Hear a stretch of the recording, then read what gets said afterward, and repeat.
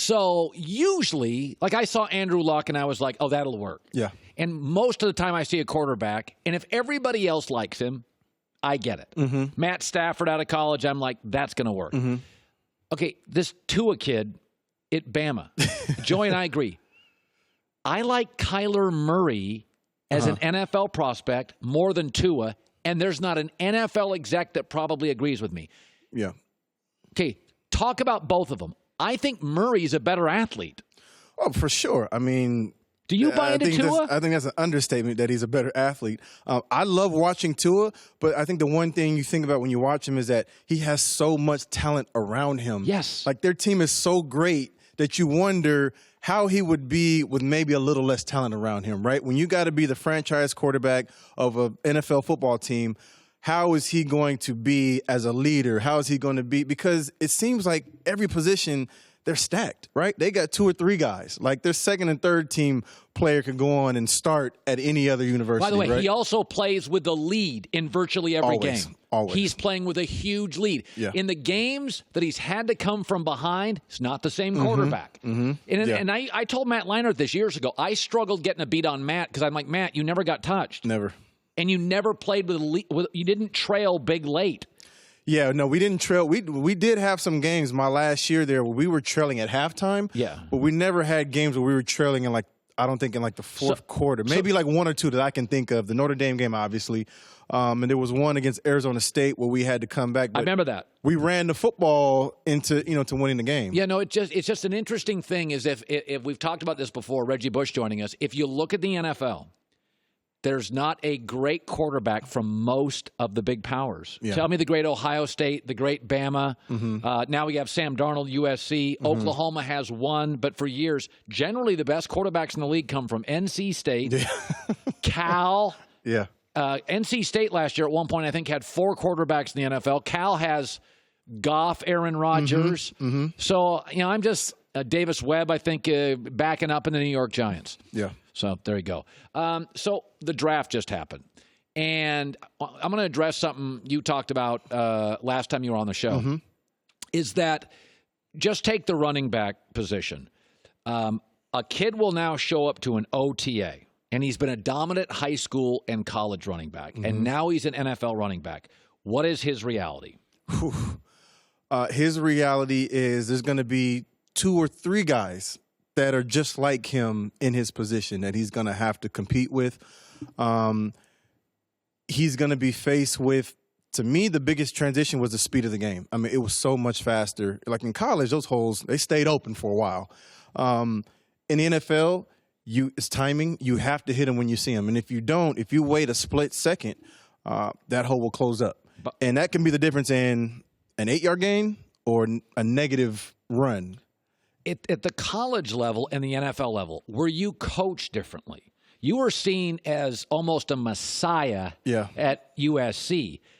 Was Sean, like when you got to the NFL, more barking, more demanding? Yes. There was more barking, more demanding, for sure, 100%. And there's more responsibility as well on you, the individual, as a professional athlete. I actually felt like, Sean Payton was a great coach, but some of our position coaches that I had, like my running back coach I had my first 2 years in the league, was not that good. And thankfully I had Deuce McAllister in front of me. Deuce was such a great veteran presence that he taught me a lot about the NFL, how to, make that transition to college athlete to a professional athlete on and off the football field. And so I attribute a lot of my early success and a lot of things that I learned from Deuce, having a guy like him. But I felt like, there was definitely more barking. There was more responsibility put on your shoulders to go out and to do the extra on your own. When I was at the college level, it was kind of like, these are your guys. They're all young. It's still very genuine.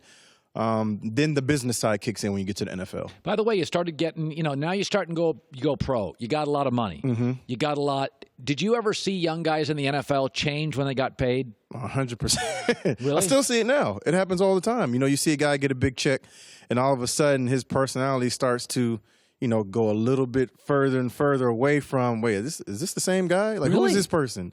You know what I mean? And I feel like Listen, money changes people, and I hate to say that, but it is true, And we gave Joy a raise last week. She's a totally different Joy's still the person. same. No, Joy's never changed. Spring Joy. No, but not money. I've seen that happen before. Yeah, Antonio Brown's teammate, the guy that works over at the other place, Ryan Clark, came out and just said, he literally went on the air and said, listen, I told the Steelers, you pay AV, he's going to change. And it does this. I mean, listen, man, you give it sometimes we forget. These are 24-year-old guys. Yeah. If you'd have given me $19 million at 24. Yeah, it's that, and that's the part of it that, especially at the college level, you're expected to be, I think fans look at you to be this professional, right? Or they look at you to be this sophisticated athlete, man, and you're not. You're 18, 19, 20 years old. Did you know what to do with your money? Heck no. I didn't know. Luckily, I had the right people around me. Okay, so you had good agents. I had good people around me. I had good, smart agents. I saved my money. I invested my money the right way. I didn't just, go out and buy a bunch of things for no reason, houses over here, cars here, vacation homes, private jets. You didn't do I that. stayed away from all that stuff. You didn't do a private jet? I did a private jet, but I didn't. One? No. You just leased one. I didn't even just for the day, right? Like maybe once or twice, and there were times where, because those private jets get expensive, man. I remember one time tell me, come on, go. Let's go. I remember one time me and a couple of my teammates went from New Orleans to Las Vegas. Oh, let me think. It was for Memorial Day weekend, and then back. Okay, how big was the flight? It was $40,000 one way. One way. And I was like, yeah, we got to split this. Well, that's because they have to fly it back. Yeah, exactly. So you think one way it's 20, but they have to fly the plane. Back. That's a lot of money. Splitting it? Huh? You weren't splitting it? No, we did split it. Oh, okay. No, 100%. I wasn't about to fly on that plane with my teammates. So, by the way, how'd you get back to New Orleans? Did you fly the private? Private. We flew back private, but we all split it, though. And it was about 5 of us. And so that obviously made it a little easier. But I'm just thinking, like, when I think about some, like, professional guys in the NBAs, right, some of the, best talent in the world, and I hear that they always only fly private jets, I'm like, that's a big ticket. That costs a lot of money. Somebody told me, I don't know, should I say this? Can I see if something's published so I'll feel better? Hold on, right here. Can you guys talk amongst yourself? I want to see this. I want to see. I don't want to call it out if it's not published. But I will say, though, that, I've seen guys go broke quicker from just vacation homes, bad investments, private jets here and there. I feel like less and less of that is happening now. I think all the leagues have made a concerted effort to not only talk to guys about money, but there's also been a lot of examples of where it's gone very badly.